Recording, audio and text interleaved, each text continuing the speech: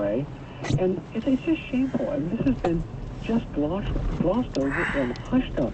A major scandal, multiple cover-ups, lies from the Oval Office on down, and the media will not tell the American people.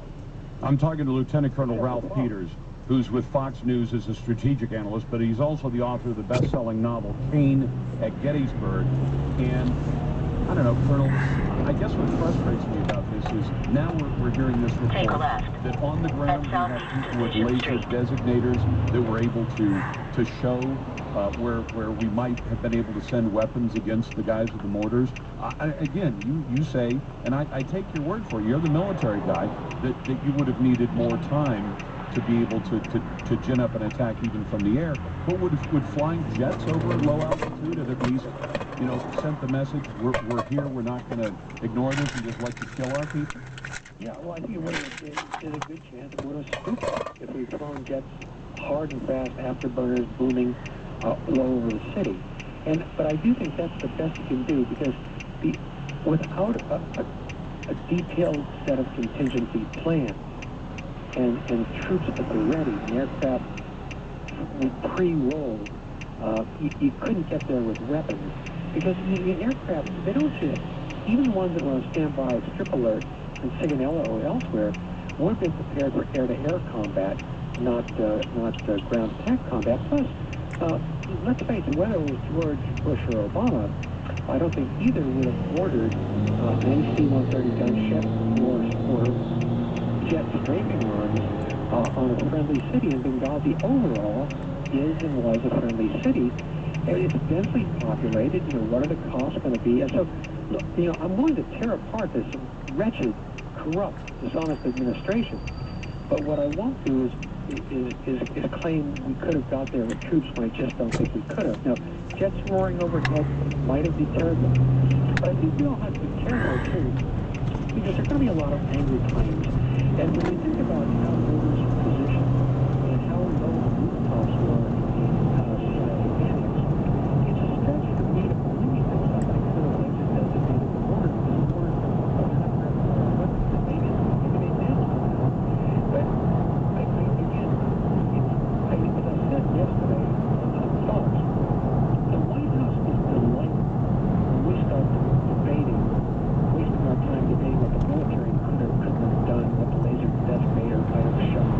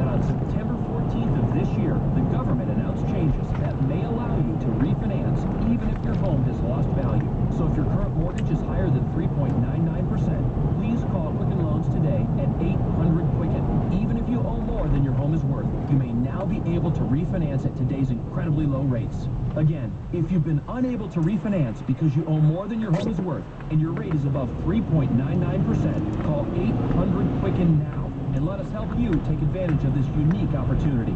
Important terms and conditions apply. Calls for cost information equal housing lender license in all 50 states and MLS number 3030. What country has the most energy resources in the world?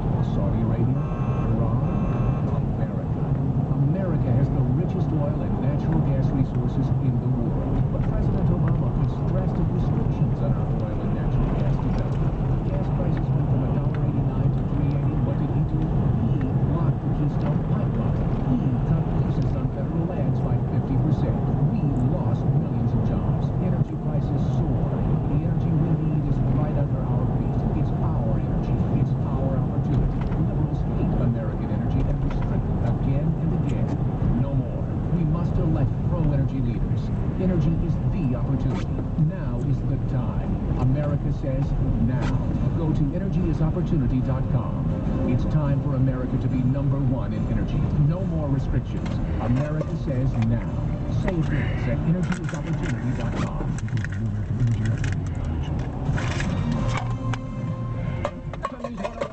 I'm Jeremy Scott's biggest delay is north of town. It's 20 minutes northbound on I-5 to get through North Portland. Looks a lot better southbound.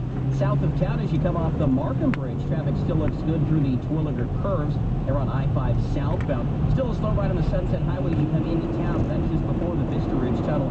8 minutes from 217. Otherwise, you'll move well. On the east side, Banfield Freeway is 9 minutes outbound. That's from the I-5 merge out to 205. 205 for the most part looks good through southeast Portland, so that's a good drive for you. I'm Jeremy Scott to the traffic center. Here's Portland's most weather 24/7. For the rest of your Friday, spotty light rain and low 50s. Then for your weekend, rain at 55 tomorrow, rain at 59 on Sunday. I'm KGW News Channel 8 meteorologist Nick Allen, who makes news, traffic, and weather update at the bottom of the hour on FM News 101. I'm kicking you out. You eat everything. Stale pretzels, moldy bread, paper. Can't even sleep anymore. I just hear you scratching with your stupid little hands. The cat can't even find you, and it's a cat. Please, just go. Here, door. Walk through it. You're so cute when you're angry. Enough's enough. Don't let mice settle in this winter. Decon's no-view, no-touch mousetraps kill instantly. Guaranteed or your money back. Decon, get out. FM News 101 is Portland's leader for the most news, traffic, and weather. And now, for the second year in a row, the Oregon Association of Broadcasters Station of the Year. Stay connected with FM News 101 KXL. This is the Lars Larson Show. But those people who made the decision and who knew about the decision, lied about it, are murderers of my son. That's a very strong statement for me to make. But for their benefit, they need to clear their conscience, they need to stand up, and they need to change the direction of their lives. And I want to say right now, you know who you are. I totally forgive you. But I hope years from now, you change the direction of your life. That's Charles Woods. His son, Tyrone Woods, died in Benghazi in September, along with the ambassador and 2 others, Glenn Doherty. And I got to tell you something. This just ought to tear your heart out, what has happened here. But what's worse is an American president is involved in this in a way that really seemed as though he knew what was going on.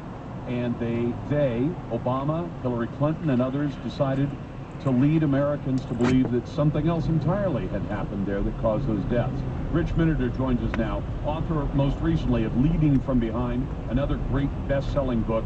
Rich, it's good to have you back on the